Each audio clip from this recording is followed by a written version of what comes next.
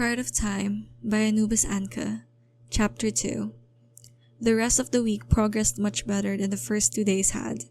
By Friday, Hermione had become a part of the Marauders' routine, and they waited for her at the bottom of the girls' staircase every morning, where the 4 of them would then walk down to breakfast. Mary would sometimes be ready in time to join Hermione, and the 6 of them would trudge down to the Great Hall. Hermione would sit between Mary and Remus, and somehow, someway, James would find a way to cajole Lily into sitting beside him. Classes went well. It was only when Hermione had taken her seat in arithmancy that afternoon after lunch that trouble arose once again. It had to be a cruel joke of fate, Hermione thought wildly as she realized that the boy sitting next to her was the same one who she would be serving detention with that night. It wasn't her fault. Hermione had been forced to find a seat near the front that wasn't taken, and this was the closest she could find. She hadn't realized that the empty chair next to it, the last on its row, was already occupied. There was simply no way she could have known. But when Snape finished explaining his previous absence to the teacher, Professor Vector merely nodded and waved him to his seat. He shot her a glare before he slumped into the seat next to her. "What are you doing here?" he hissed out of the corner of his mouth as he reached into his bag to pull out some parchment and quills. His eyes flocked on Professor Vector as she began writing a complex arithmetic equation on the board. Hermione gritted her teeth. "I'm not here for the express purpose of being a thorn in your side. I assure you I had no idea you were in this class, or I might have possibly reconsidered signing up for it." He slammed his quill onto the desk, shot her a final glare, and began copying down the notes Professor Vector was now explaining on the blackboard. "Just don't bother me," he hissed, and then proceeded to ignore her entirely. That suited Hermione just fine. Once Professor Vector had finished her explanation, she moved to the other side of the blackboard and began the 5th-year lesson, while the 6 years in the room began copying down the problem she'd written underneath the equation she'd written down at the start of the class. Hermione couldn't help noting that Snape was working on the 6-year problems, which meant that, conclusively, Snape was only 1 year ahead of her in this timeline. It was a bizarre revelation. Hermione did not speak to him throughout class, and she did not bother him. He, in turn, studiously acted as though she did not exist. As soon as Vector had finished the 5th-year lessons and assigned the problems, she bent her head down to work and didn't stop until the bell rang to signal the end of the class. "See you in detention," she told him as she hoisted her bag over her shoulders. He snarled something at her under his breath that she pretended not to hear, and left. The common room was rather boisterous that evening. Alice, one of Hermione's new dormmates, managed to convince Hermione and Mary to join her for a game of gobstones, while the Marauders enjoyed a game of exploding snap. Several other students were lodging around, laughing and talking, and Hermione might have felt it was a normal day if it were not for the fact she knew less than half these people, and there was a distinct lack of fireworks and cannery creams. They had become quite commonplace in Hogwarts as of late, as far as Hermione's timeline was concerned. The Weasley twins had seen to that. Hermione was in the middle of her 3rd game of gobstones when she checked her watch, and apologized to her friends, explaining that she had detention to keep. "Detention?" Alice asked, bewildered. "Whatever for?" Hermione winced. "Mary and I were ambushed in the dungeons by a couple of Slytherins, and we all wound up in detention." "Shoot! Go on then! I'll get Frank to take your stones." Alice leaned back in the direction of a boy with short, curly brown hair, was sitting on the couch and called. "Frank?"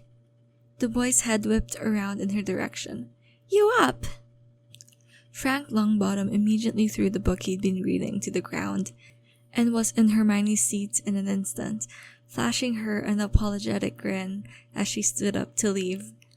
Hermione grabbed her bag and departed. She arrived at the potions classroom and was bid to enter by Professor Slughorn, who happily invited her in. "Good evening, Miss Granger," he said genially, bustling over to one of the tables where he had set an array of ingredients out. "You'll be brewing some of the potions for Madame Pomfrey this evening. Sever should be here any moment now."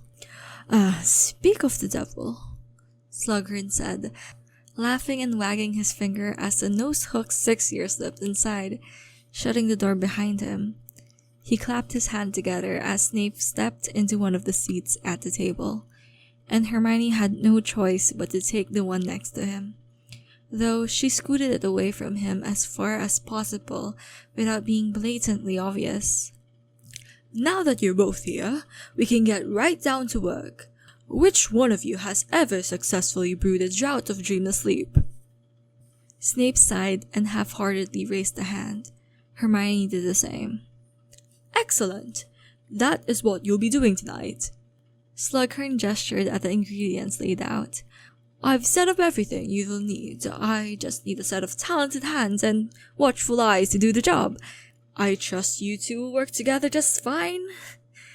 Hermione and Snape gave him identical looks of disbelief, which Slughorn mistakenly interpreted for acquiescence, for he clapped his hands together and exclaimed, "Splendid! Well then, I shall be in my office if you ever need anything." As soon as the door shut behind him, Hermione glanced down at the table, and then at Snape. "He doesn't supervise detentions personally?" she had to ask. She was just about ready to explode with curiosity. She had never met a teacher who left the students to their own devices in such a manner. "If he doesn't think they'll destroy the classroom," Snape replied shortly, standing up and reaching for the silver knife at the end of the table. He summoned his copy of Advanced Potion Making in one hand and began chopping up dandelion roots with the other in precise, quick notes.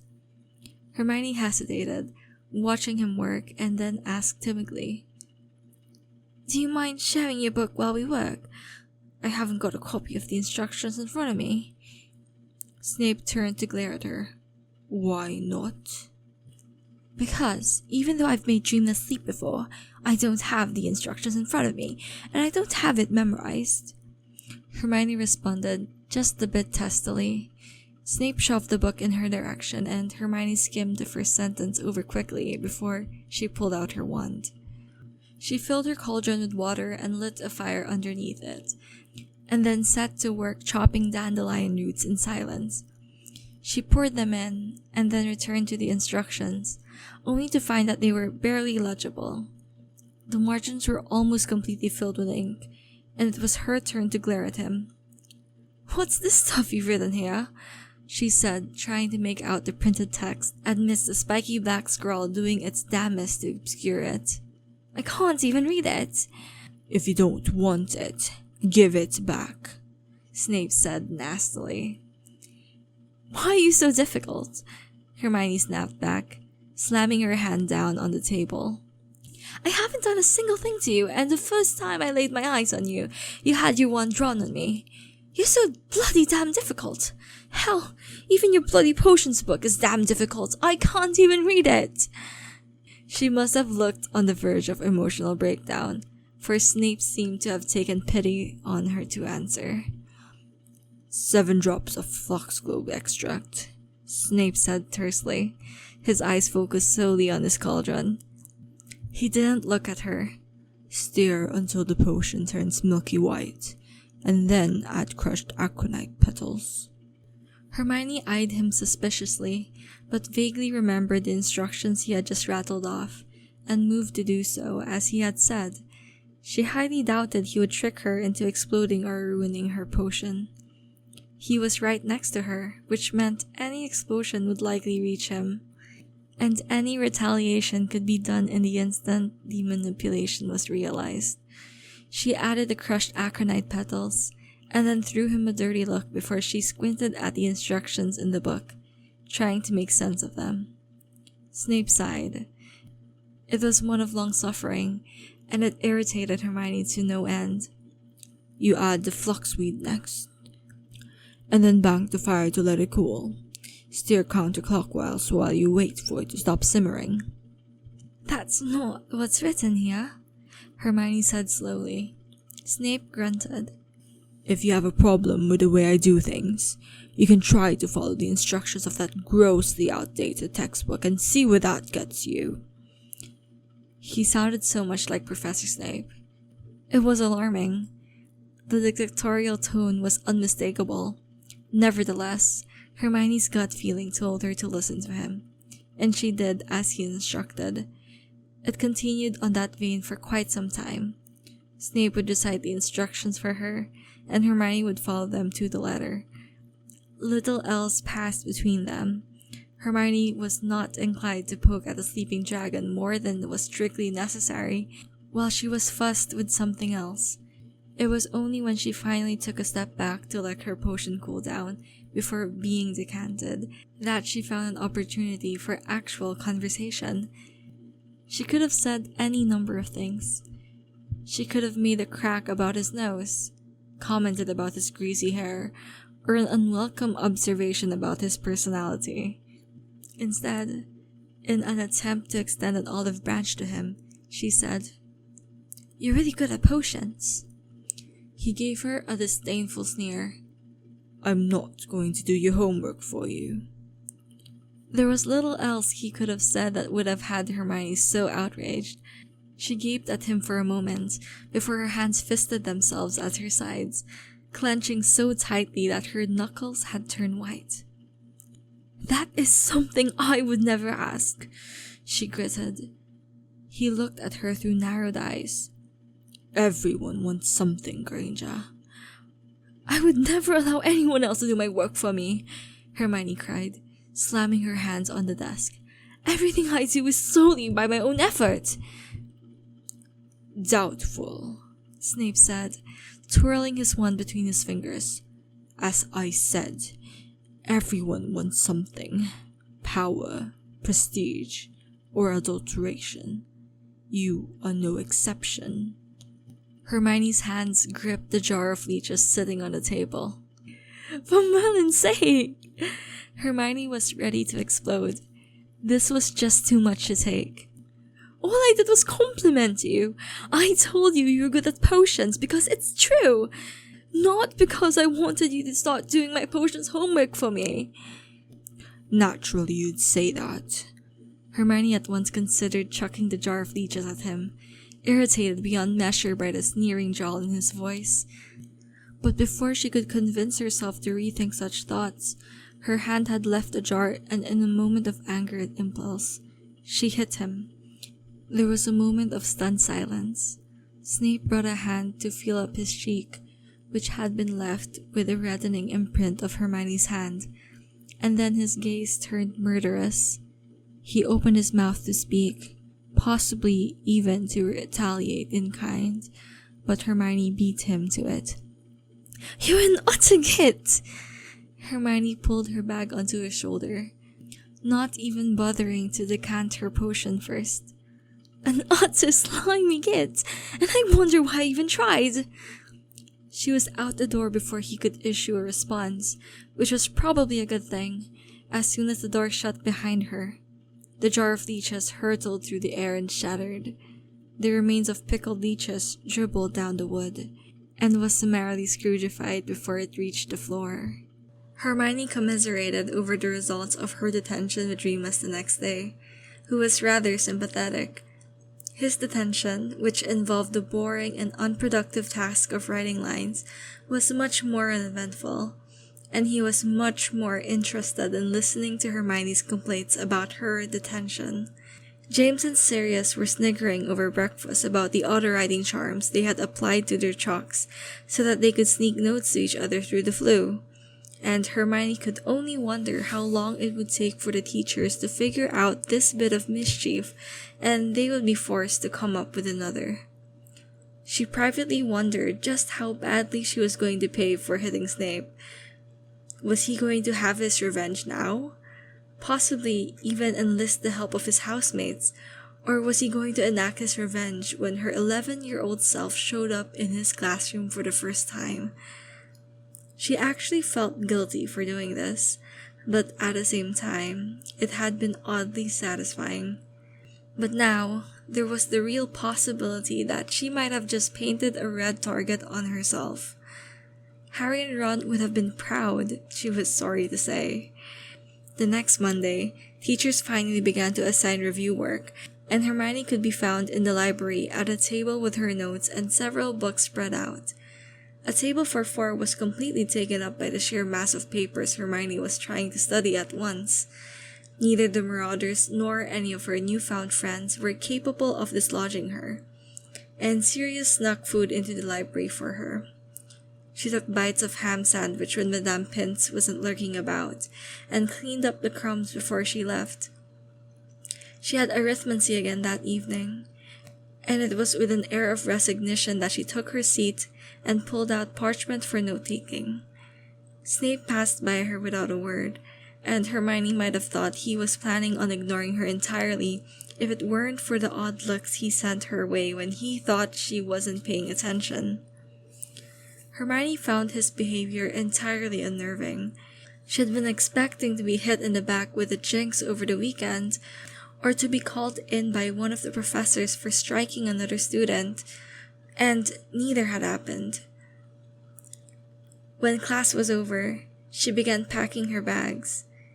She wondered if Snape was planning on ambushing her.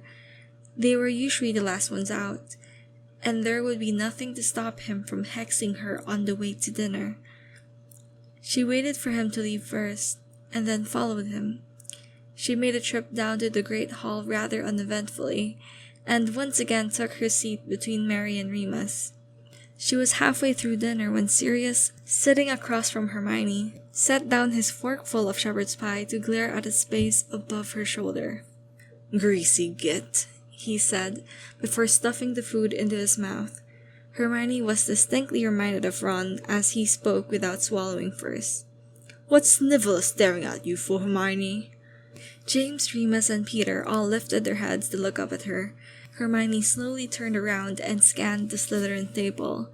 It took a moment for her to identify Snape among the crowd of green and black-clad students, but sure enough, when her eyes landed on him, it was clear he was watching her. When their eyes locked, though, he glared at her just a moment longer and then quickly looked away. "The tension went badly," she replied honestly. "He was being a git. Don't worry about it." Sirius was pointing his fork at a Slytherin table. "Want us to hex him for you?" "Please don't," Hermione said, turning back to her food. "I'd rather you didn't. It won't help anything, and it was partly my fault to begin with." "I can get him tomorrow. We have potions together, and I can hex him while his back's turned." "No, Sirius!" "You're no fun," Sirius said, giving her a dirty look that Hermione knew was only in jest. He elbowed James and pointed at Remus. "Look at the goody two-shoes here. See what happens when you leave them alone for too long. They multiply like rabbit slippers left under the bed." James nearly choked on his pumpkin juice. Hermione and Remus rolled their eyes, exchanged glances of amusement and mild annoyance, and resumed eating. As soon as Hermione was done, she excused herself, begging off to the library for more review. "Don't stay there for too long," Sirius called to her, retreating back. "You'll rot your brains." The table erupted with laughter, and finding something oddly funny about Sirius' remark, perhaps because it was something that sounded very much like Ron, which seemed to ease the pain in her chest, Hermione left the Great Hall smiling. For the rest of the week, she could be found studying herself into a stupor in the library after dinner. There would be a trip to Hogsmeade that weekend, which Hermione had managed to procure permission to visit on the basis that she was an orphan and therefore had no guardians to speak of to sign a permission slip, followed by the argument that she had already been given permission in her own timeline. McGonagall relented, signing the permission slip herself, and Hermione now had plans to join the Marauders on the trip to Hogsmeade. It was possibly the only time in living memory that Professor McGonagall would have bent the rules for a student. Until then, she was hunched over the notes she had borrowed, studying in the library until Madame Pince informed her that it was time to leave. By now, Hermione was starting to get irritated with Fate. Fate had been playing quite a few cruel jokes on her over the last 2 weeks, and by the end of her second Friday in this new timeline, she was getting quite fed up with it. She was not the only student who used the library by far.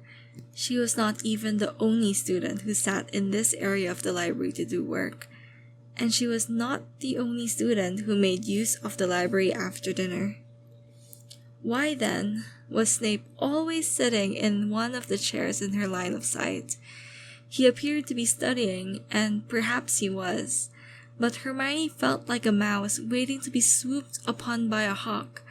She was still waiting for him to enact some form of revenge, and as none had come to her way quite yet, she was on her guard. He had not said a single word to her all week, not even in arithmancy, though Hermione had done her best to appear as though she were ignoring her. It was impossible not to pay attention to someone you were expecting payback from. It followed then that it was also impossible not to notice the covert, sullen looks in your direction. Bending her head back down over her book, she didn't look up again until a shadow cast itself over her book, and she turned around and looked up. Snape was towering over her, something that Hermione found both intimidating and annoying, and they stared at each other for a single long moment before Snape broke the silence. "Are you ever going to return any of those books before exam start?" he asked stiffly, gesturing at the library books Hermione had stacked at one corner of the table. Hermione opened her mouth, and then shut it, unsure of what to say. She had been on edge all week, thinking he was waiting for an opportunity for an ambush, and all he wanted were her books. She found her voice a moment later. "I don't plan to," she replied honestly. "Which one do you need?" "Advanced Transfiguration of Transition Metals," he said, glancing over at the book in question. "I haven't a clue why you'd have it out to begin with. You're not in the class for that." "It's much more thorough in the theories behind why certain objects are comparatively more easily transfigured than any year-assigned alternatives I could find," Hermione replied, pulling the book in question out of the stack and thumbing through it. She stopped flipping the pages and looked up at him, her expression wary. "I need it." It was odd how little difference there seemed to be between Snape as a teenager and a Snape as an adult, despite a roughly 20-year age difference. His nostrils flared at this, a sure sign of brewing anger, and Hermione recognized the curling of his lip as an additional omen of ill-ease. "Why do you need it?" Hermione pressed, setting the book back down. "McGonagall tells you everything you need in class. Why don't you have your notes?" Snape visibly stiffened, and he gave her a glare that Hermione felt was rather undeserved. And she told him so. "Don't look at me like that. I haven't done anything." "Your friend," Snape sneered, "saw fit to steal my Transfiguration notes last week. I haven't found anyone willing to let me copy the notes for free." "Serious?" Hermione asked, a sinking feeling in her stomach as she realized she might have had an idea of exactly what happened to Snape's Transfiguration notes. A trip into the common room fire on a moody Tuesday night was her best guess. "Right in one." Hermione glanced down at the book in her hands. "Give me until tomorrow to see if I can dig up the notes you need. Otherwise, you will have to share it." "Where do you expect to find a complete set of last week's Advanced Transfiguration notes?" "I'll ask one of my housemates," Hermione said, instantly thinking of Lily. "They might be willing to give me a copy." "Fine." It was a sullen concession. "Until then, let me borrow it so I can actually get my homework done." "You'll give it back to me by tomorrow," Hermione pressed, standing up with the book held closely to her chest. He glared at her, and then looked away and sighed. "Yes." "Here." Hermione thrust the book at him. He looked at her in surprise and took it. "And next time you need to borrow a book, don't spend a week stalking me to see if I'll return it on my own. Chances are I'm probably not." He gave her an odd look, glancing down at the mess of notes taking over her table, and then silently left with his prize. When Hermione sat back down in her seat, it was accompanied with a sigh of relief. "Advanced Transfiguration notes from last week?" Lily repeated, looking surprised. "Whatever do you need it for?" "A friend of mine lost his," Hermione replied vaguely, trying to scourgify the ink off her fingers. She looked up at the head girl, trying to ignore the fact that her eyes were green, the exact same shade of green as Harry's. "Please, Lily, I just need a copy." To her surprise, Lily laughed and simply pulled out her Transfiguration notes from her bag. "All right, Hermione, if you insist." A tap of her wand, and a double was made. She held them out to Hermione, who took them, flashing her a thankful smile before sticking them in her bag. "By the way," Lily said, stopping Hermione before she could leave, "I noticed you've been hanging out quite a bit with James and his friends." Hermione paused. Was Lily jealous? James hardly ever paid attention to her. He only ever had eyes for Lily. Even a blind fool could see that. But Lily was smiling. "I know I'm not around often enough, but does James ever talk about me?" Hermione almost burst into laughter. "Lily, you're all ever James talks about." Seeing the gratified look on Lily's face, she elaborated. "When it's not Quidditch, it's you, and you're the subject of conversation more often than not. He is quite utterly besotted with you." Lily was practically preening. "Thank you, Hermione." Hermione was about to leave when she heard Lily sigh. "You know," she mused, setting down her quill, "I could take him up with his offer if he would just stop hexing people at random in the corridors. He's a handsome boy, but he's such an arrogant toe rag. I can't understand it." She glanced sideways at Hermione. "I know he's your friend, but honestly, you wouldn't believe just how trigger-happy he is with that wand." "Oh, I know," Hermione agreed with a nod, recalling just how quickly James and Sirius had been at pulling their wands out in the dungeon when Hermione and Mary had been ambushed. "Self-defense is one thing, but just hexing people for the fun of it—" "Exactly!" Hermione laughed, feeling much lighter on her feet. It was only once she had left the common room that she realized she had absolutely no idea where Snape was. She checked the library first, and then trudged down to the Great Hall to see if he was still at lunch. Finding him absent still, she let out a sigh and grudgingly began making her way down to the dungeons. She passed the potions classroom, poking her head in just for a moment to see if he was perhaps using the classroom, and then wavered for a moment, torn between going down to the dungeons and the Slytherin common room door, or to find the head of house, before making the decision to tread safely and knocked on Slughorn's office door.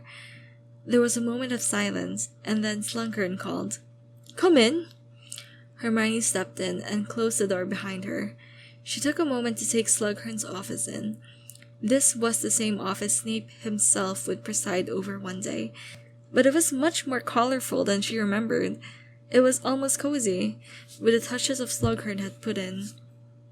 It was clear to Hermione that the wizard enjoyed luxury, for the walls were covered in purple and silver hangings, and he had fashioned a rug to the floor that Hermione suspected he either took with him when he retired, or Snape later removed. On the shelf that Hermione had last seen stacked with bottles of preserved and pickled creatures, it was instead decorated with picture frames. On the corner of one shelf, she saw several boxes of crystallized pineapple. "Good afternoon, Professor," she said, setting her bag down on his desk. "I was wondering if I could ask a favor." Of course. Slughorn set aside the grading he'd been doing to give her his full attention. "How can I help you, Miss Granger?"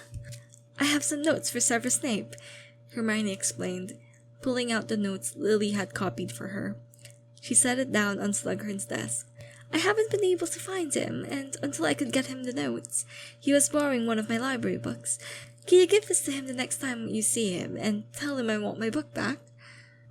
"Of course," Slughorn beamed, taking a look at the notes. He scanned them. "Ah, this is Miss Evans' handwriting, if I'm not mistaken. Severus told me Sirius Black has stolen his notes, but, alas, as I could not prove it, there was nothing to be done for." Miss Evan takes excellent notes. I'm sure Severus will be quite pleased to return your book. Hermione considered confessing to him that she had seen what happened to the notes, but decided against it. Snape had the notes he needed, and putting Sirius in detention, while he would most certainly deserve it, would probably just antagonize him into having another go at the Slytherin. Not to mention that she was not at all sympathetic towards Snape to begin with. He was a complete and utter git, in her opinion, and she had no intention of risking her friendship with the Marauders for him any more than she would have risked her friendship with Harry and Ron for Draco Malfoy. "Thank you, sir," she replied graciously. "On another note, Miss Granger," Slughorn said genially, "I have been meaning to ask you if you are free this evening. I hold little informal suppers for my star students every now and then, and we're having another tonight at 6 o'clock. It would please me very much if you were to attend." Hermione blinked in surprise at this, but smiled nonetheless. An opportunity to meet Slughorn students was a good one to make friends with people who shared common academic interests with her. She actually thought it was quite a brilliant idea, really. She had discovered quickly enough that Slughorn was a teacher she could genuinely grow to like. He was the head of Slytherin, that was true, but Hermione suspected he was in Slytherin because he was ambitious and had a burning desire to be well-connected, rather than because he was a power-hungry toe-rag. He was the kind of person Hermione thought could organize an entire community into action without having to do the manual labor himself. She had pegged him as the kind of person who liked to give others leg-ups in life, and then reap small rewards in return. The boxes of crystallized pineapple on his shelf suggested this rather strongly. "I'd love to, sir." "Excellent," Slughorn beamed. "In that case, Miss Granger, I look forward to seeing you next Saturday." He patted the notes Hermione had given him. "And I'll be sure to give these to Severus with a special note for your book." "Thank you, Professor," Hermione said, smiling happily now as she picked up her bag and leave. Hermione walked down to Hogsmeade with Mary and the Marauders, determined to get some new clothes and supplies. She had asked James if he would be willing to loan her some money, intending to pay him back by getting a summer job, only to have him wave it off and let her keep it. "Look, you need some new robes," he said, glancing at Hermione's, which she had been forced to clean every other day because she didn't have a spare set. She looked rather shabby, not unlike the way Remus had as a professor in her 3rd year. "And some new school stuff. Weren't you telling Moony earlier you were almost out of quills?" Hermione nodded. "Then what are friends for?" he asked, giving Hermione a look that reminded her so much of Harry. He held out a bag of galleons that he had previously kept stashed under his bed. "Take it." Peter and Mary begged off from the group to go to Madame Puddifoot's, and James and Sirius made an immediate beeline to Zunco's, waving at Remus and Hermione to catch up with them at the Three Broomsticks later. Remus offered to accompany her, and the two set off down the street, chattering amiably. Hermione stopped by Madame Malkin's, and Remus helped her pick out 2 new sets of robes for school. He laughed as Hermione twirled around in one of them, relishing in the comfort of the new robes afforded, and Hermione also bought a pair of jeans and a red jumper that she could wear on the weekends while her robes were being cleaned. It was a rather mugglish thing to do, since most of the students in this time period preferred to simply wear an extra set of robes, but Hermione wanted to go with what was familiar. She was actually quite lucky that the clothing store in Hogsmeade even catered to Muggleborns. She was used to wearing Muggle clothes on the weekend, and old habits die hard. She bought a pair of extra undergarments to go along with it, stuffing them at the bottom of her bag, and the two stopped by Scriven Shafts for additional parchment, ink, and quills before heading off to the Three Broomsticks. Hermione felt radiant and light-hearted. The fresh air and a few hours outside of the castle was doing her a world of good. She was surrounded by people who included her in a circle of close friends, and school would soon be over for the summer, giving Hermione time to scratch out a position in this new world that she could fit in. Her joyous excitement seemed to be contagious. Remus looked carefree and had a new spring in his step. When she asked about what was making him so happy, he pointedly replied, "You." Seeing the look on her face, caught unawares and unsure of what to say, He elaborated quickly, and with sincerity. You were so unhappy when you first arrived, and it's nice to see that you know how to smile. Hermione flashed a brilliant smile at him, and she inwardly agreed with his sentiments. It was difficult to forget her breakdown, and she now felt rather distantly removed from the conditions that had caused it. She was still stuck in this timeline, and truth to be told, she probably would be good for a long while, but she no longer felt completely lost.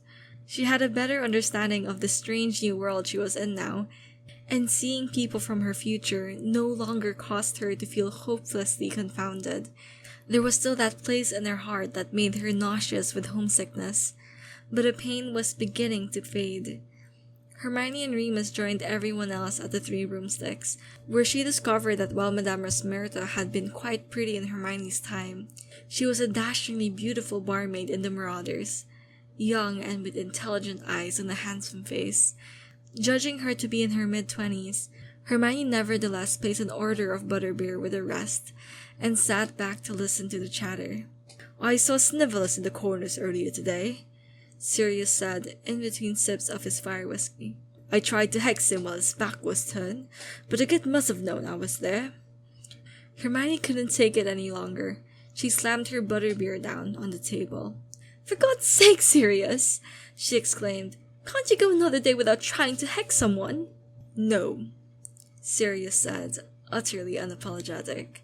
Snivellus is a special case, James said with a sagely nod, taking another sip of his drink. About that, Hermione said with a frown, I have reason to believe one of you stole his transfiguration notes. Remus, who had been listening quietly, turned to give his two best friends a pointed stare. James and Sirius both instantly looked guilty, and the fact that they tried not to show it only made it more blatantly obvious. Sirius rallied first. Are you going to turn us into McGonagall? No, Hermione said, swirling her butterbeer around in her cup. Truth to be told, she didn't want either of them to end up in detention because of her. They both had so little time left that the thoughts of forcing them to waste precious hours in the classroom writing lines seemed horribly cruel to her. In 20 years, James and his wife would be long dead, their son an unwanted orphan, and Sirius would be stuck in a molding old house, left to rot until the ministry saw fit to exonerate him. But I had to ask Lily for the copy of notes you destroyed. Why'd you do that? James demanded, after we went through the trouble. Because you shouldn't ruin others' academic futures with stupid prank, Hermione responded testily. Possibly, because if he didn't have those notes, I'd have to give him some of my library books.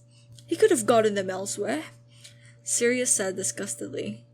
Not advanced transfiguration of transition metals, Hermione told him dryly. There's only one copy in the Hogwarts library, and up until yesterday, it was checked out in my name. James and Sirius both looked mildly ashamed of themselves. I'd appreciate it if you'd stop antagonizing him so that he doesn't take it out on me, given that he knows you're my friends, Hermione said, taking a sip of her butterbeer. But at the very least, please stop destroying his school things. Wait, James said, setting his butterbeer down. Where did you say you got a copy of last week's new transfiguration notes? Hermione gave him a pointed look. From Lily? James' jaw dropped in horror. No! And that, Hermione said, leaning back in her chair, is why it's to your advantage not to destroy his notes. No, James said, pulling his glasses off and rubbing his eyes with the heel of his palm. You don't understand. Sirius's face twisted into one of deep-seated disgust. Snivellus and Lily were friends even before he got on the train. They were best friends until last year, when she finally realized what an ass he was. Hermione paused midway through her drink. Something about the information Sirius was telling her wasn't making sense. Professor Snape had been Lily Evans' best friend? The idea was grossly absurd. She tried to imagine what that would be like, and went further to try and imagine what Harry would say if someone told him that. The images her mind conjured were so ridiculous, she snorted, and sloshed her drink on herself. Coughing, she pulled out her wand to rid herself of the mess, and pushed her butterbeer aside. You're joking? I wish I were, James said, glaring down at his butterbeer as though it were somehow responsible for this mess. "I also happen to know he liked her." "Still likes her, mate," Sirius told him. "He's head over heels for her, slimy git," he added. Hermione was staring at both of them, gaping. In a way, this completely explained it. No wonder Harry's father and godfather hated Snape so much. If he had been so close to Lily, who was admittedly a very beautiful and vivacious girl, there was no question about how jealous a boy like James would have gotten. And Sirius would have jumped right in. And given what she knew of James Potter, that other than the fact that he was good to people he considered friends, he was nothing but a bully. It would have explained why Snape hated him, and by extension, Harry, so much. And yet, the whole notion was completely absurd. She could not imagine Lily, gentle, strong, considerate Lily, putting up with someone as snarky and ill-tempered as Snape. It all sounded completely absurd. Goodness gracious, Hermione thought, still trying to wrap her mind around what her friends had just said. What on earth have I run into? If what they were telling her was true, it rather did give Hermione a much better perspective on Snape. It also made Hermione feel just a twinge of compassion and pity for him. If she was right, if James had not been the least bit interested in Lily, he might have gone through his school years with the only occasional hexing from the Marauders, rather than dealing with their almost compulsive need to make him suffer. It also made her understand James' motives, even though it only made her angrier at him than she already was. She was more grateful to James and Sirius than she would ever be able to express, given how kind and welcoming they had been to her. But it didn't stop her from thinking that at the age of 17, they were both a pair of pillocks. Losing her temper here would do very little good, but she needed them to see things as they were. "James, if Lily isn't Snape's friend anymore, then why do you care?" Hermione pressed, taking a tiny sip of what was left of her drink. "It's not like he's any threat to you if she doesn't like him." "It doesn't matter," James said fiercely. "You can see it in his eyes. He still likes her. I hate the idea he thinks of her that way. That he even... He seemed almost lost for words. "James, if I went around hexing anyone and everyone every time I thought they were staring at my chest, I'm pretty sure you'd tell me to lay off," Hermione told him dryly. "You can't keep hexing someone just because they like Lily, even if it's Snape." James sat up straight. "If it was me, I could handle it. But Lily is a wicked smart, talented, and sensible girl," Hermione reminded him. "Who isn't interested in Snape? She likes you, James, but if you keep hexing people in the corridors, she's going to keep turning you down." "How do you know?" Sirius demanded. Hermione turned to look at him, but her answer was directed at James. "She told me," she said simply. James sighed and ruffled his hair, looking rather put out, but Hermione could see the spark of hope in his eyes. "Do you think she'd go out with me if I promised her I'd stop hexing people for the fun of it?" "I don't know," Hermione said honestly, draining the last of her butterbeer. "But all I can say is that action speaks louder than words."